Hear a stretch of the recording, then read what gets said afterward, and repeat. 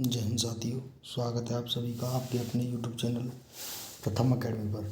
साथियों, अब हम साइकोलॉजी की यूनिट 2 पढ़ने वाले हैं। यानी साइकोलॉजी की जो यूनिट 1 थी हमने वो बाल विकास वाली पढ़ ली है। अब साइकोलॉजी की हम यूनिट जो सेकंड है, अधिगम के सिद्धांत, अभिवृद्धि, ये वाली यूनिट हम पढ़ने वाले हैं। तो चलते हैं, कुछ महत्वपूर्ण प्रश्न देखते हैं साथियों। पहला प्रश्न है आज का, तत्परता का नियम किसने दिया?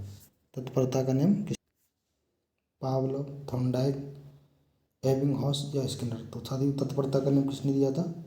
आई.जी. पावलोव ने। बार बार दोहराने से अधिगम को बढ़ावा मिलता है, किस नियम से इसकी पुष्टि होती है?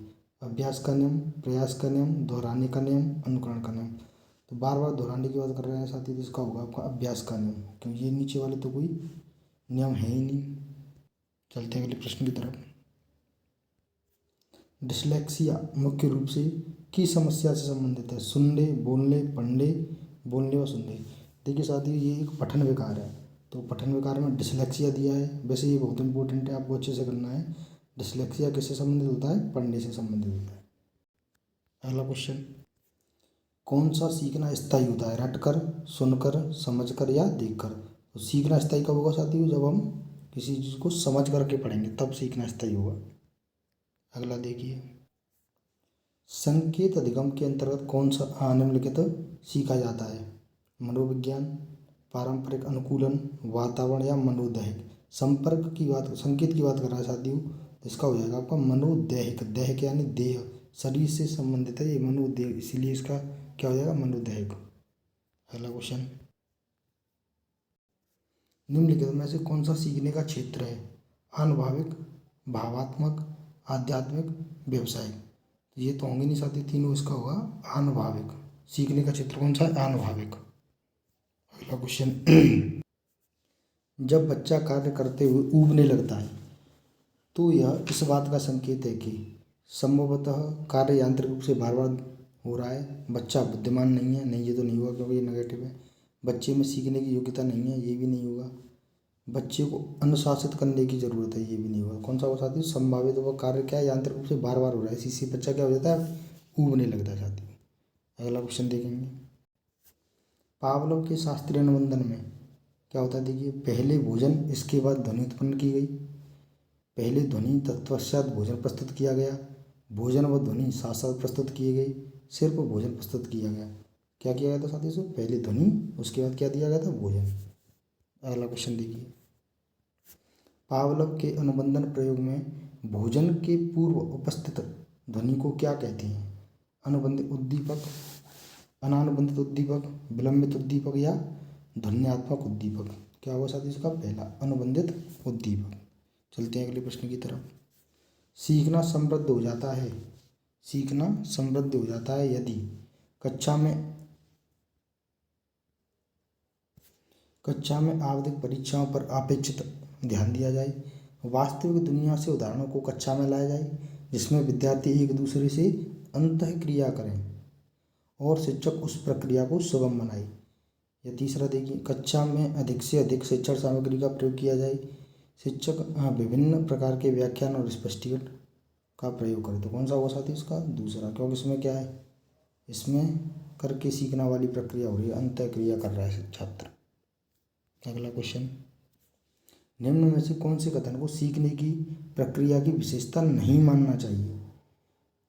अधिगम भी सीखने की प्रक्रिया है। शैक्षिक संस्थान ही एकमात्र स्थान है जहाँ अधिगम प्राप्त होता है। सीखना एक व्यापक प्रक्रिया है, सीखना लक्ष्योन्मुखी प्रक्रिया है। देखिए साथ इसमें नहीं आ रहा है, यानी नकारात्मक। और इसमें जो दूसरा ऑप्शन है ना, इसमें एकमात्र, ये भी क्या है? नकारात्मक शब्द है, इसीलिए इसका कौन सा सही हो जाएगा? दूसरा वाला। अगला क्वेश्चन, जिस प्रक्रिया में व्यक्ति दूसरों के व्यवहार को देखकर सीखता है, न कि प्रत्यक्ष अनुभव को कहा जाता है? सामाजिक अधिगम, अनुबंधन, प्रायोगिक अधिगम, आकस्मिक? तो दूसरे के व्यवहार को देख रहा है, यानी सामाजिक अधिगम होगा इसमें। अगला क्वेश्चन, अनुबंधन के गोचर की शुरुआत के द्वारा की गई है? Kohler, Lewin, Thorndike, Pavlov? अनुबंधन के गोचर यानी साथी वही नियम है, शास्त्रीय अनुबंधन किसने दिया था? आई.जी. पावलोव ने। अगले क्वेश्चन की तरफ चलते हैं, 5 वर्ष का राजू अपनी खिड़की के बाहर तूफान को देखता है। बिजली चमकती है और कड़कने की आवाज़ आती है। राजू शोर सुनकर उछलता है। बार बार यह घटना होती है। फिर कुछ देर बाद शांति के पश्चात बिजली कड़कती है। राजू बिजली की गर्जना को सुनकर उछलना सीखने के किस सिद्धांत का उदाहरण है? शास्त्रीय अनुबंधन, क्रिया प्रसूत, प्रयास व भूल, उपयुक्त में से कोई नहीं। तो साथी कौन सा होगा ये? शास्त्रीय अनुबंधन, क्योंकि उसका गरज के साथ क्या हो जाता है, उसका अनुबंध हो जाता है, इसीलिए ये हुआ इसका। अगला क्वेश्चन, व्यवहार का करना करना पक्ष में आता है। सीखने की गतिक क्षेत्र, सीखने के मनोवैज्ञानिक क्षेत्र, संज्ञानात्मक क्षेत्र या सीखने के भावात्मक क्षेत्र। करना की बात कर रहा है तो ये सर करना किससे हुआ? गति यानी गतिक क्षेत्र से। अगला क्वेश्चन साथियों, कबीर के दोहे याद कर लेने पर भी एक बालक की रहीम के दोहे याद करने की शक्ति में सुधार नहीं होता। यह निम्न में से किसका प्रमुख कारण कौन सा है इसका? देखिए, नकारात्मक स्थानांतरण, दोनों स्थितियों में समानता, शून्य स्थानांतरण या सकारात्मक। तो न तो उसे लाभ हो रहा है, ना ही उसे क्षति हो रही है, इसलिए कौन सा होगा इसमें? शून्य स्थानांतरण। अगला क्वेश्चन, यदि गणित का अधिगम भौतिकी के अधिगम में सहायक है तो वह है शून्य स्थानांतरण, लंबवत स्थानांतरण, सकारात्मक स्थानांतरण या नकारात्मक। क्योंकि भौतिकी का सहायक, गणित का किसमें सहायक हो रहा है? भौतिकी में, इसलिए कौन सा होगा इसमें साथी? सकारात्मक स्थानांतरण। अगला क्वेश्चन, उद्दीपक अनुक्रिया